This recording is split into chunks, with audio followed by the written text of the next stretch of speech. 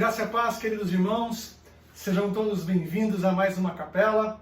Para quem não me conhece, meu nome é Felipe Moreira, eu sou um dos alunos do seminário e foi-me concedido o privilégio, e eu sempre gosto de enfatizar a alegria e o prazer que eu tenho de poder estar aqui com os irmãos e de alguma forma abençoá-los e edificá-los. Bom, sem muitas delongas, eu convido você a juntamente comigo iniciar mais uma quarta de capela cantando e louvando o nosso Jesus.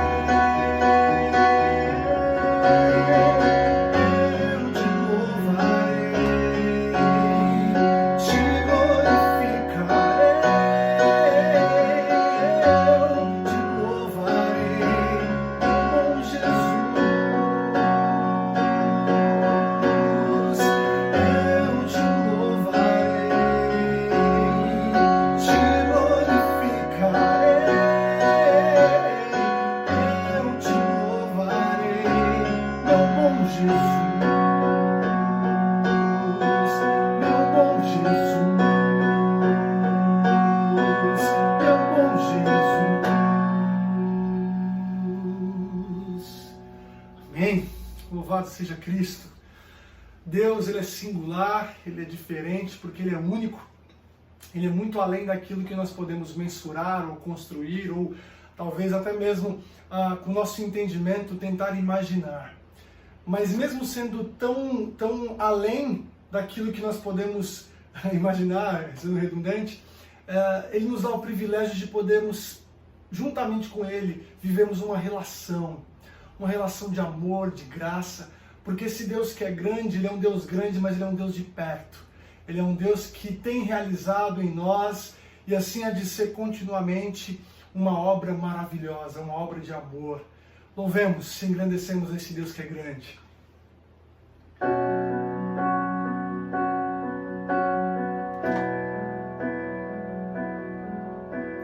Grande é o Senhor e não digno de louvor. Na cidade do nosso Deus, seu santo monte, a alegria de toda a terra.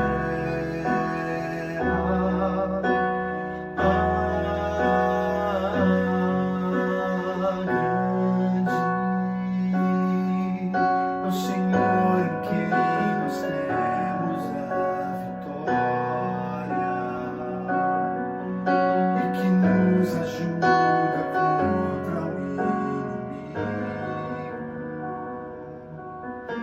Por isso, diante dele nos prostramos.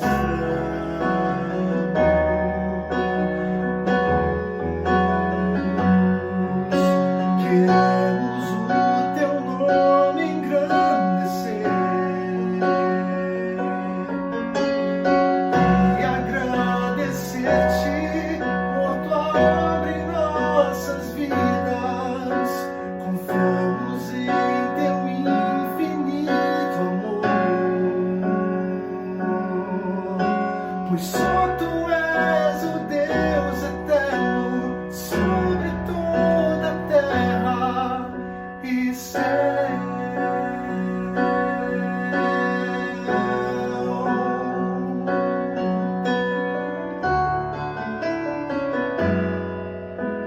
Grande é o Senhor e digno de louvor.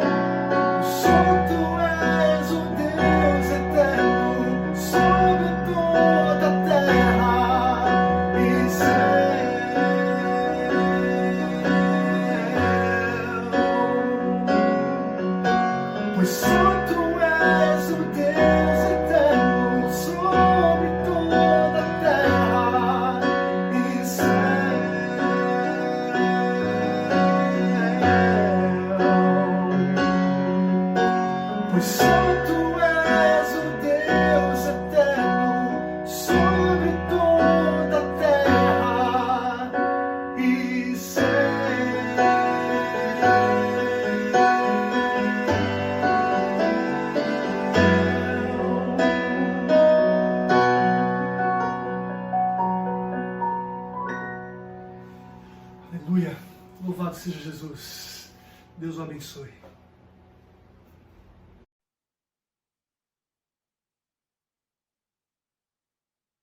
Olá e sejam todos muito bem-vindos à capela dessa semana, do Seminário Teológico Servo de Cristo. Meu nome é Estevam Kirchner, sou professor dessa casa já há algum tempo e tenho o prazer de trazer uma pequena reflexão e conversar sobre um assunto importante com vocês nessa semana. Essa semana que marca basicamente o início de um período importante para a igreja, no calendário da igreja ao longo dos anos, que tem a ver com aquilo que acontece daqui a um pouco mais de um mês, que é a paixão de Cristo, a celebração e a lembrança da sua morte e da sua ressurreição, no domingo de Páscoa. Então, é um período de reflexão, é um período em que os cristãos, como discípulos de Jesus, são chamados a pararem e pensarem um pouco mais claramente sobre o significado do sofrimento de Cristo, que isso implica para as nossas vidas também. E, de uma certa forma, nós, como estudantes de teologia, nós, como aqueles que, além de estudantes, somos discípulos de Jesus, temos essa responsabilidade muito maior ainda de ter muito mais clareza sobre o que significa mesmo aquilo que implica a morte, o sofrimento, a ressurreição de Cristo, mas também na nossa pregação, no nosso anúncio do Evangelho e no nosso próprio discipulado, como aqueles que fazem outros discípulos de Jesus. Então, é por isso que eu achei interessante que pudéssemos hoje conversar um pouco sobre um texto que fala sobre o início dessa caminhada de Jesus para Jerusalém com os seus discípulos e, dentro desse contexto, como ele vai falar sobre o que significa ser discípulo, quais são os elementos envolvidos nisso, que também podem nos ajudar, pelo menos nos desafiar a termos um olhar um pouco mais claro sobre o que Deus em Cristo espera de nós. O texto que eu tenho proposto aqui para a nossa meditação é um texto um tanto quanto longo, por isso eu não vou lê-lo todo, vou apenas mencionar a abrangência do texto que vou mencionar aqui, que é Marcos capítulo 8, versículos 27 até o final do capítulo, versículo 38, e depois a primeira parte do capítulo 9, 1 até 8. Marcos 8, 27 até Marcos 9, 8. A situação é muito interessante porque nós temos Jesus começando a preparar os seus discípulos para caminharem com ele em direção a Jerusalém. Está lá no norte da Galileia e vai cruzar, dentro de poucos dias, toda a Galileia e depois dirigir-se ao sul, até a Judéia, mais especificamente para Jerusalém, onde ele sabe o que lhe espera. Os discípulos ainda não estão muito certos sobre aquilo que vem pela frente. Por isso é um momento muito importante e propício para Jesus ensinar-lhes o que significa, de fato, o discipulado. E nós, como estudantes de teologia, e quando eu falo estudante, eu sou professor, mas eu continuo estudante, vou morrer estudante de teologia. O que nós, como estudantes e como discípulos de Jesus, precisamos também aprender, pois Jesus diz algumas das coisas mais importantes, mais radicais sobre o que significa o discipulado. Qual é o aspecto teológico, inclusive, envolvido nisso, que nós precisamos também focalizar com muita atenção. Ele fala isso aos seus discípulos e nós, como discípulos dele hoje, precisamos ouvi-lo também, com muito cuidado. Primeiro primeiro texto que eu quero mencionar para vocês aqui, ele vai logo apontando uma das principais personagens nessa passagem, que é Pedro. Nesses poucos versículos do 8:27 até o 9:8, Pedro é mencionado 5 vezes, por nome. Os outros discípulos, tem apenas outros dois, Tiago e João, que são mencionados uma vez, e os discípulos, de maneira geral, em conjunto. Chama a atenção que Pedro é uma das personalidades mais focalizadas nesse texto. Ele, de uma certa forma, representa os discípulos. Representa os discípulos naquilo que eles sabem e naquilo que eles desconhecem sobre Jesus e sobre os planos de Deus em relação ao Messias. De uma certa forma, Pedro também nos representa. Nós, às vezes, olhamos para Pedro como uma espécie de figura folclórica entre os discípulos de Jesus, um sujeito impulsivo, uma pessoa que não sabe direito das coisas, que mete os pés pelas mãos, mas, ao mesmo tempo, temos que reconhecer, ele nos representa, porque nós somos assim mesmo. Nós também somos aqueles que pensamos ter todas as respostas corretas às perguntas que nos são feitas, imaginamos que a nossa teologia está perfeita e precisamos ser redirecionados por Deus em Cristo.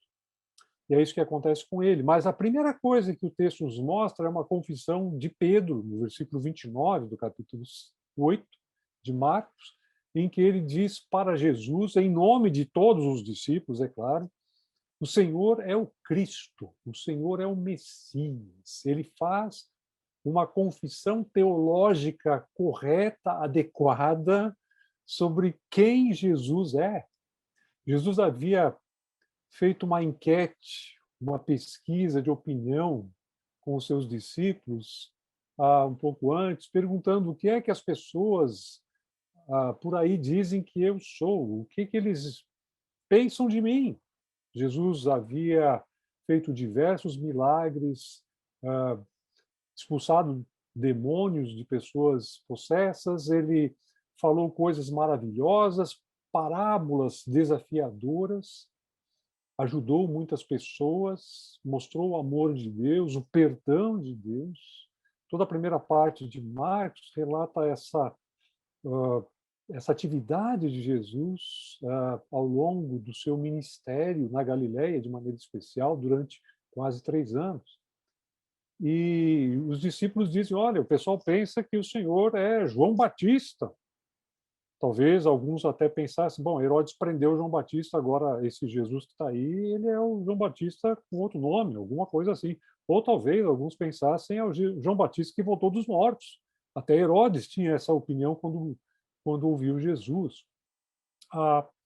Outros diziam, não, ele é Elias, o grande profeta do Antigo Testamento que viria antes do Messias, ou algum dos outros profetas famosos, celebridades religiosas. Jesus, para o povo, embora reconhecessem o extraordinário poder que ele manifestava, palavras de sabedoria que ele dizia, coisas belas que fazia, ainda assim consideravam Jesus apenas mais um profeta, alguém alinhado com toda uma cadeia, uma tradição profética que agora estava voltando de alguma forma, como João Batista tinha reiniciado, e que Jesus era mais um entre diversos profetas.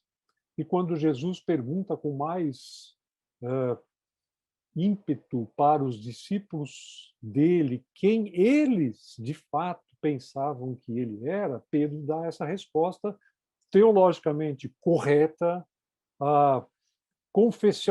confessionalmente na mosca, ele acertou em tudo.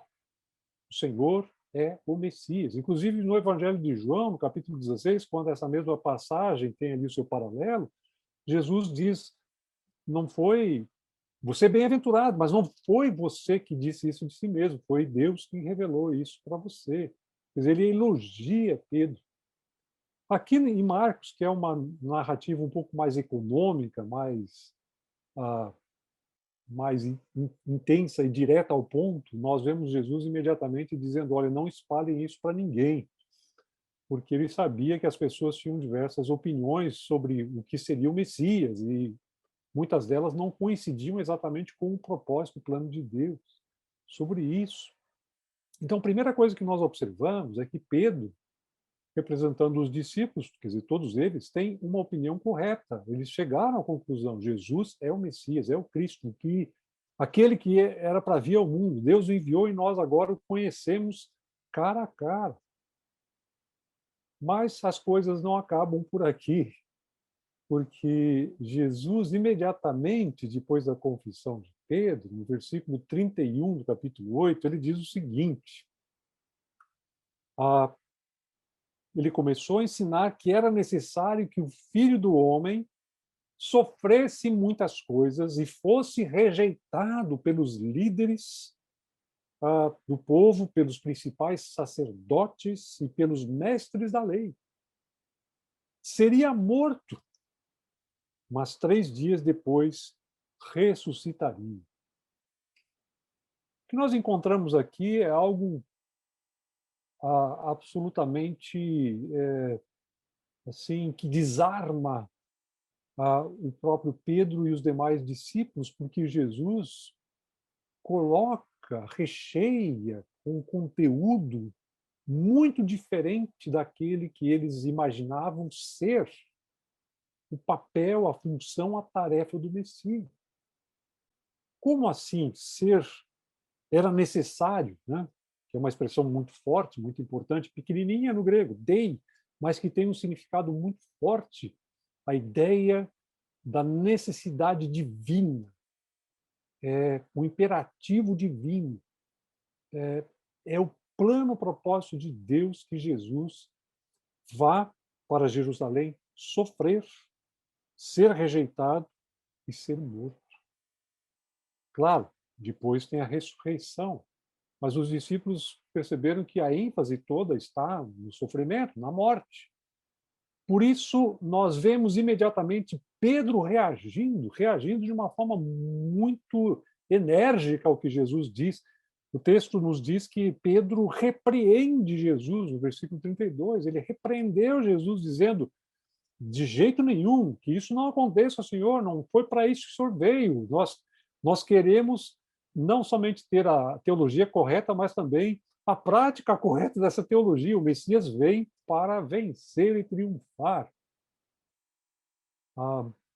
E aqui nós chegamos no primeiro momento importante, realmente decisivo para nós. Ter a teologia correta é um pressuposto básico, importante para todo discípulo e estudante de teologia. Mas um segundo, muitíssimo importante, é ter abertura para ser desconstruído, para ter a nossa percepção, a nossa pressuposição sobre o que o Messias deveria fazer sendo corrigido.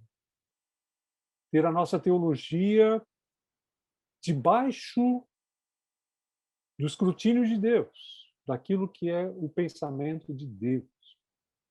O texto prossegue com Jesus falando de uma maneira muito forte contra Pedro, e até soa um tanto quanto complicado isso. Jesus olha para os discípulos e encara Pedro e diz: afaste-se de mim, Satanás.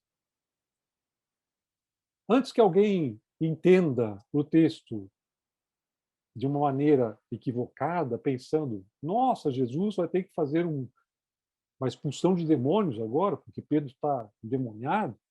Não é disso que se trata. O texto nunca vai nessa direção, mas aquilo que Jesus diz na sequência deixa muito claro o que ele quer dizer com isso. Pedro, você só pensa naquilo que são os desígnios, os planos, as aspirações humanas. Você não está pensando os pensamentos de Deus. E aqui uma observação importante também, embora periférica, o mundo não precisa ser possuído por demônios para estar sob o domínio do mal. O mundo precisa apenas continuar pensando do jeito que o ser humano pensa, para ter domínio do mal sobre si.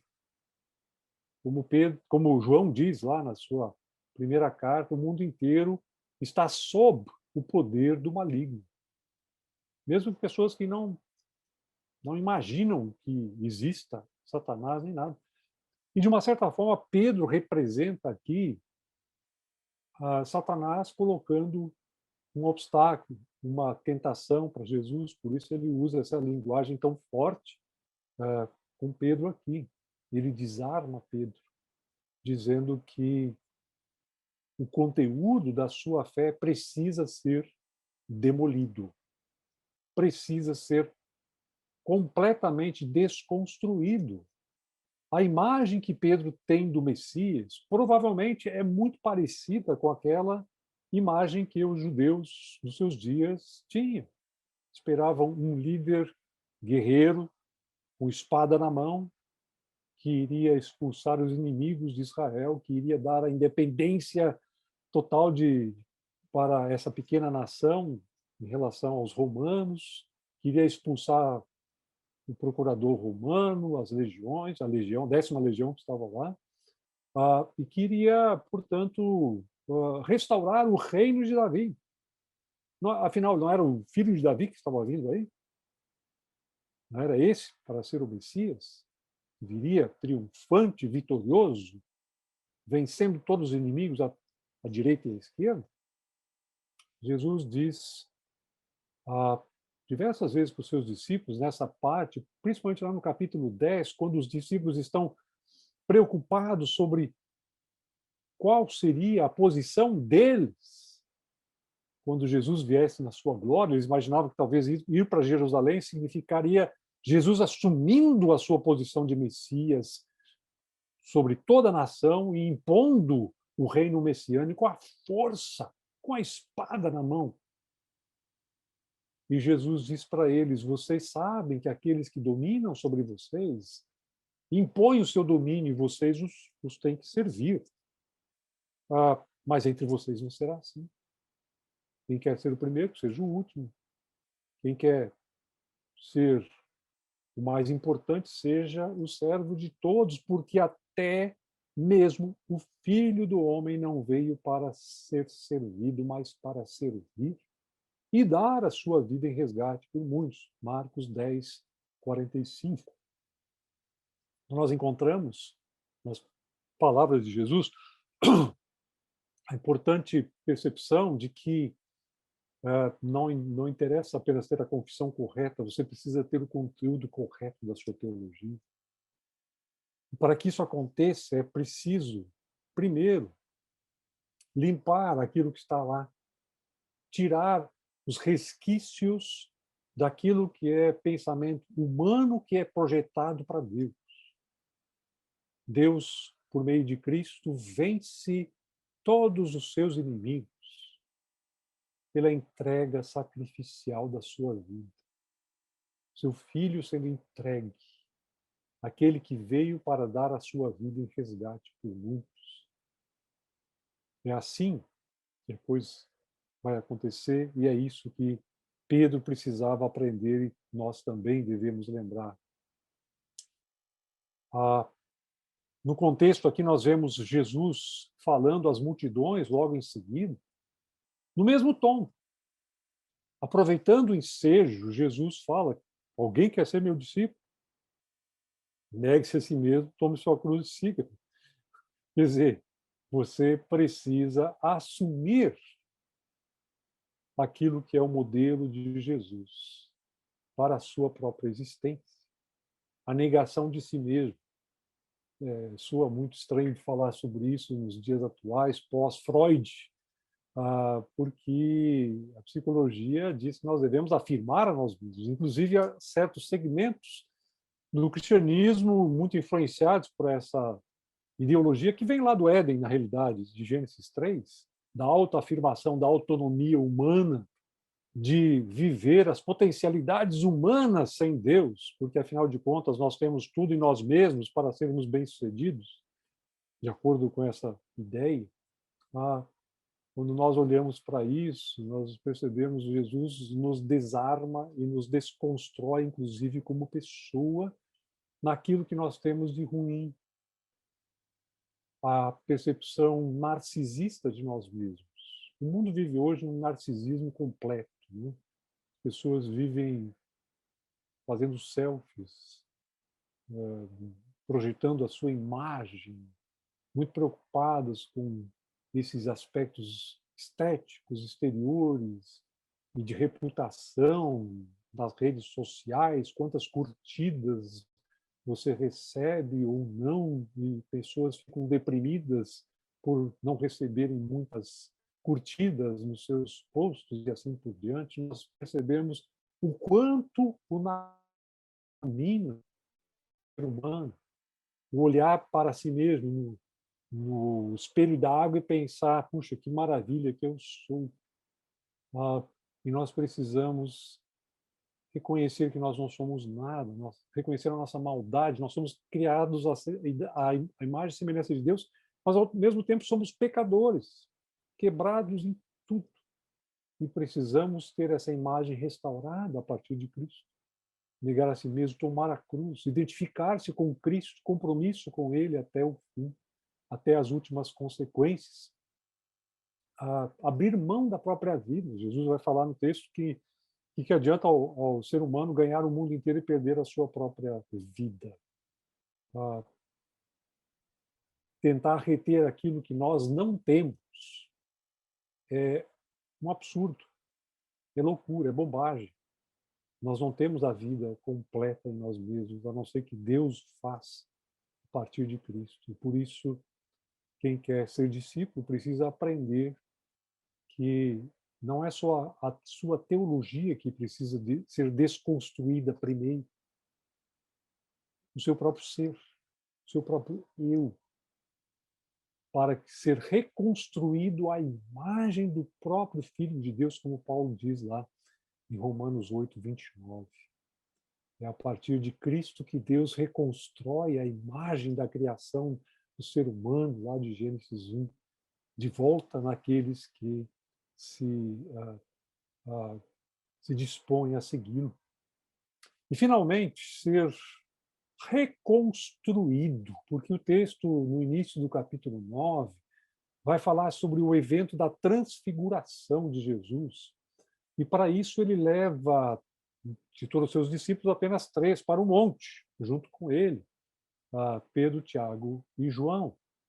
O texto diz que quando eles chegam no alto do monte, o monte geralmente na Bíblia é um lugar de revelação de Deus, é o lugar da teofania, é o lugar onde Deus se manifesta. Olha lá para o Sinai, com Moisés subindo ao monte, Jesus sobe ao monte, e ele é transformado diante dos seus discípulos. E ele não é mais simplesmente visto como o Jesus de Nazaré, mas agora na sua glória, no seu resplendor, no seu brilho. Mais do que isso, 2 indivíduos do passado, daquelas celebridades religiosas do passado, o próprio Moisés e Elias aparecem conversando com Jesus. Que momento magnífico! Pedro, Tiago e João assistindo aquilo, embasbacados, perplexos, com o queixo caído, e nós percebemos que é exatamente isso que acontece, porque imediatamente Pedro fala, e aí no versículo 5, ele exclama: Mestre, Rabi, é maravilhoso estarmos aqui. Vamos fazer 3 tendas, uma para o Senhor, outra para Moisés, outra para Elias. O texto diz no versículo seguinte que ele disse isso porque não sabia o que dizer, estavam todos apavorados. O que está acontecendo aqui, essa manifestação da glória de Deus em Jesus? De uma certa forma, eu creio que Pedro está pensando: olha, eu acho que eu tinha razão quando eu queria que Jesus pensasse que ele não deveria sofrer, não, porque, afinal de contas, olha o que está acontecendo. Olha a glória.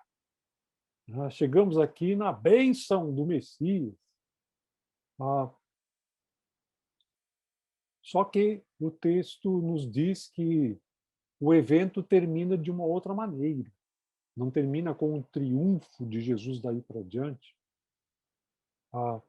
Moisés e Elias desaparecem de cena, nuvem os encobre, né? E depois o texto diz que tem uma voz que vem do céu e diz para os discípulos: este é o meu filho amado. Eles têm uma percepção nova agora de Jesus, embora já talvez desconfiassem de alguma coisa antes, por causa daquilo que Jesus fez, do poder que ele mostrou. Este é o meu filho amado.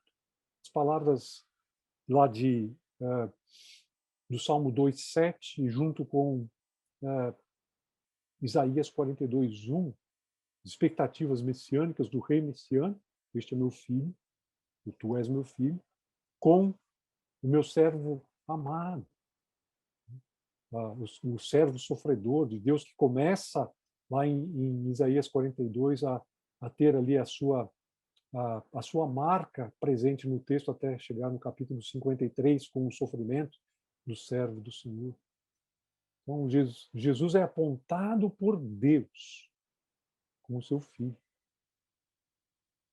O Messias não era necessariamente, dentro do judaísmo, um filho de Deus, era uma pessoa comissionada por Deus, empoderada por Deus para fazer a sua obra, mas agora Pedro e os outros têm certeza de que esse que vem não é um profeta qualquer, não é um Moisés, um Elias.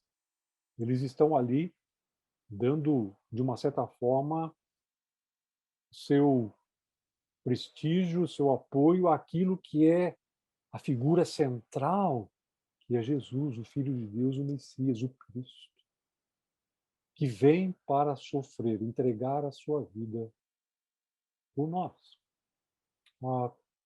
Interessante que o texto termina no versículo 8 de uma maneira totalmente anticlimática.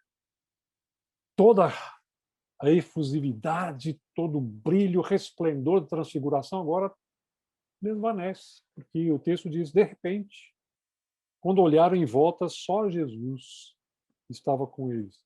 Só Jesus.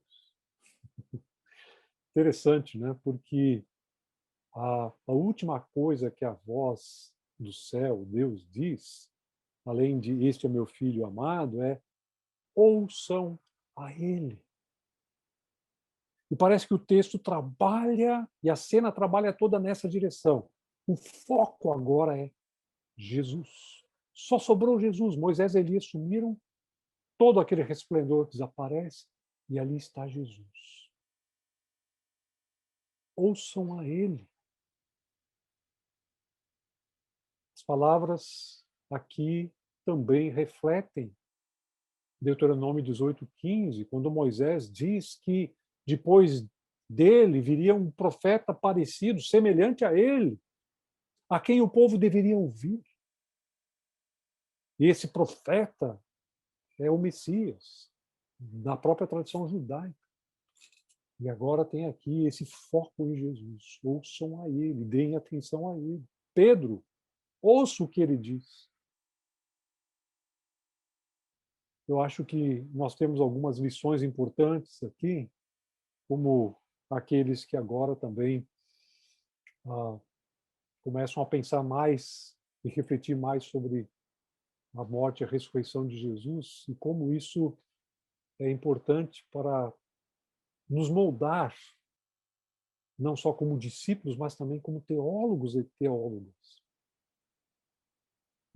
Hoje nós vivemos num país conturbado, num país passando por pandemia, passando por crise econômica, crise social, crise moral, religiosa, diria também, porque nós temos um abalo tremendo nas estruturas eclesiásticas, de uma certa forma, porque temos aí segmentos do meio evangélico, principalmente, se manifestando muito politicamente, num tom agressivo, polarizado, pensando que talvez a ideia do Messias é essa que Pedro tinha.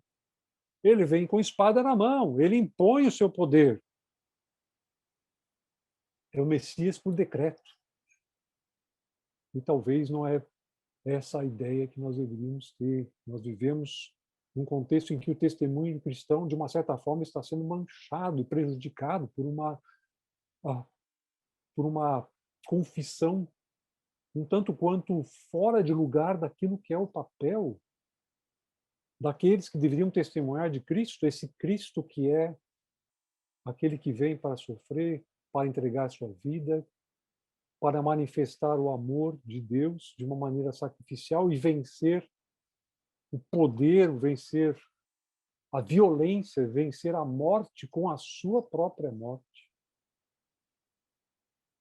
E esse Jesus que diz que nós devemos amar os nossos inimigos, não retribuir aqueles que nos ofendem, orar por aqueles que nos perseguem, talvez diga coisas um tanto quanto diferentes daquilo que alguns cristãos estão dizendo hoje, dentro desse nicho politizado, aparentemente, em que a gente vê um cristianismo que está sendo transformado, diluído, dentro dessa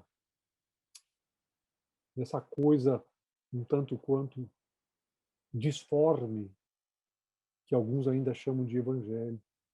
O evangelho significa esse compromisso com Cristo que olha para si e vê um desmonte da sua própria pessoa, que olha para todos os ideais e utopias humanas e percebe que isso tem que ser reconstruído em Cristo, mas para que isso seja reconstruído em Cristo precisa ser destruído primeiro aquilo que nós montamos de nós mesmos, pensando que fazemos aquilo que é o certo. Quando olhamos para nós mesmos, encontramos o egoísmo, a autonomia, o interesse pessoal, o poder, a sede pelo poder, inclusive, a busca por respostas naquilo que não é a resposta de Deus para um mundo desorientado que precisa desesperadamente de Cristo. Que Deus nos abençoe e nos ajude a pensar sobre esses assuntos dentro desse nosso contexto e a sermos teólogos e teólogas que são discípulos e discípulas de Jesus. Amém.